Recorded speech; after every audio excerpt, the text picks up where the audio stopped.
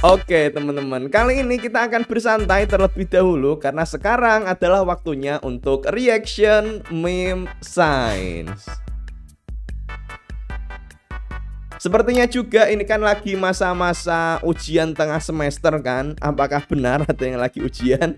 Nah ini biar kita fresh, kita lihat meme science dulu. Semoga aja ini meme-nya lucu ya.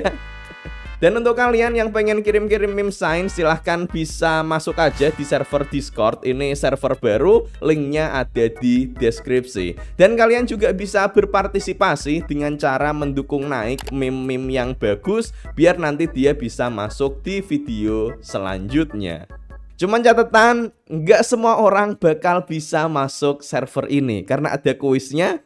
Yang silahkan kalian coba sendiri aja kalau nggak percaya apakah kalian bisa masuk ke servernya atau tidak. Oke, kita mulai saja.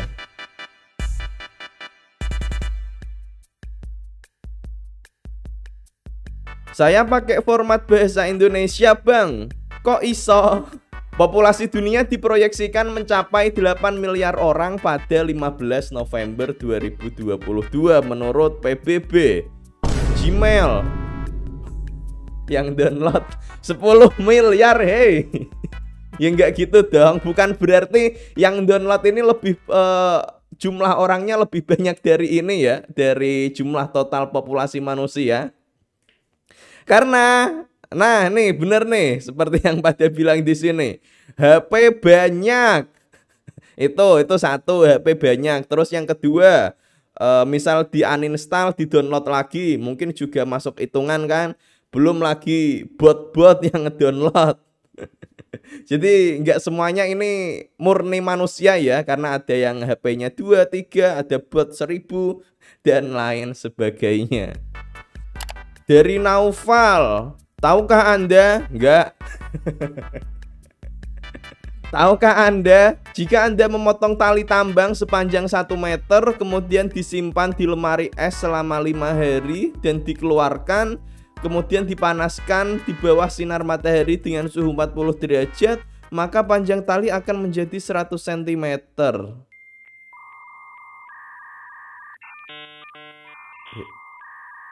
Iya, Ryuzaki. Pemuaian kah? Menurut hukum fisika sih gitu, dan menurut gua ini benar bisa terjadi. Ryuzaki. Ini bukan pemuaian ya ini. Yang namanya 1 meter itu ya benar sama dengan 100 cm, nggak ada yang berubah di sini. Dan ini juga sama dengan 1000 mm, ya benar juga. Ini bukan materi pemuaian kalau di fisika. Ini namanya konversi satuan. Kukira fisika saja yang dibenci, ternyata fisik saya juga dibenci. Sangat menarik untuk dibahas secara sains. Hidungku gatal. Iya juga ya. Jadi astronot nih pakai baju astronot, misal di ISS atau pergi kemana, itu gatel. Mau garuk nggak bisa. Iya juga ya. Jadi mikir aku, jadi mikir-mikir ini mau jadi astronot. Kalau misalkan nanti gatel gimana ya?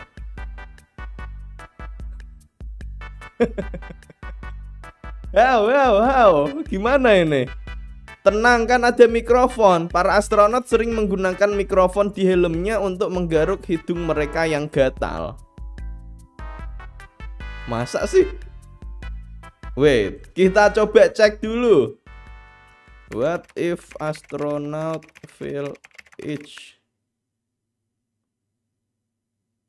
Oh, oke. Bukan mikrofon sih ini ya, kayaknya ya. Iya juga ya. Ternyata udah dipikirin ya, ternyata ya. Kalau astronotnya hidungnya gatel, di sini dikasih alat ya buat nggaruk-nggaruk wajah yang gatel. Iya juga ya. Takut jadi astronot bukan karena roket luar angkasa yang mengerikan gitu, enggak. Takut karena kalau gatel gimana. Cuman ini masih jadi masalah. Oke lah kalau yang gatel hidung masih bisa digaruk kayak gitu. Lah ya kalau yang gatel jidat gimana coba? Nggak nyampe itu. Misal ke helmnya juga nggak bisa. Aduh. Jadi takut aku. Udah nggak pengen jadi astronot lagi aku. Nggak mau jadi astronot. A pig without 3,14 is 9,8. Oke. Sebuah babi tanpa 3,14 adalah 9,8. Oke. Ya, boleh. Pi ini kan 3,14 ya. Jadi kalau pi tanpa 3,14 tanpa pi berarti tinggal G, dan G di sini adalah gravitasi di bumi 9,8 meter per detik kuadrat. Oke. Betul. Lebih banyak butiran pasir di bumi atau bintang di luar angkasa? Lebih banyak pasir di bumi atau bintang di luar angkasa? Jadi mikir nih aku. Kalau menurutku kayaknya tetap bakal lebih banyak bintang di luar angkasa. Karena kalau pasir di bumi, ya dia tempatnya cuma di bumi aja kan. Sementara kalau di luar angkasa itu ukurannya udah sangat-sangat besar alam semesta kita. Ujungnya entah di mana kita pun masih belum tahu. Jadinya menurutku tetap lebih banyak bintang di luar angkasa. Kalau menurut kalian gimana teman-teman? Yang jadi problem kadang kita itu merasa kalau bintang di luar angkasa itu kayak terkesan dikit. Padahal itu bintangnya ada banyak, cuman kita nggak bisa ngelihat. Mungkin terlalu jauh atau udah ketutup debu-debu luar angkasa dan lain sebagainya. Jadinya dia nggak kelihatan. Karena kalau misalkan kita foto, kita ambil gambar pakai kamera long exposure aja itu langsung kelihatan. Itu ada banyak banget bintangnya. Tiap titik adalah bintang. Nah, jadi pusing aku. Inertia. Your truck has brakes, the massive hunk of stone doesn't. Ya, ini adalah contoh dari inersia ya teman-teman, dimana singkatnya inersia itu adalah kecenderungan benda untuk mempertahankan kondisi geraknya. Jadi kalau dia bergerak ya cenderung untuk tetap bergerak. Nah, di sini si truknya ini dia bawa batu. Ketika truknya berhenti, direm karena dipaksa berhenti kan.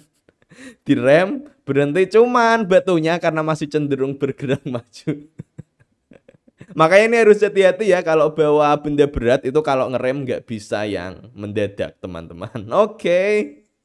Shine bright like a diamond. Rihanna. Diamond don't shine.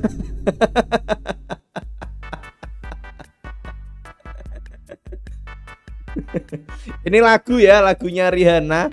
Shine bright like a diamond. Bersinarlah terang seperti berlian. Dijawab nih. Berlian itu nggak bersinar. Mereka cuman memantulkan cahaya aja.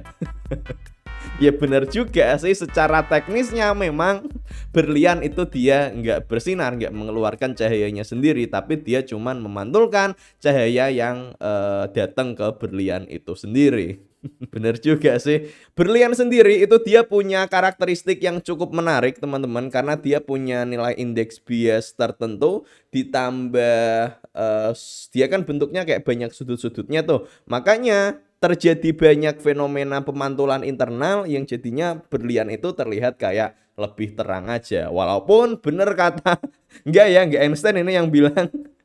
Cuman memang berlian itu secara teknis nggak mengeluarkan cahayanya sendiri. Dalam film Interstellar, adegan di planet Miller sebenarnya diambil di bumi. Hei, ya iyalah. Ini gimana maksudnya Alan? Ya emang bener, ini emang diambil di bumi ya, masa mereka pergi ke planet Miller gitu ya buat syuting? Ya nggak mungkin dong. Memang Christopher Nolan itu terkenal sebagai pembuat film yang nggak terlalu suka make efek-efek CGI.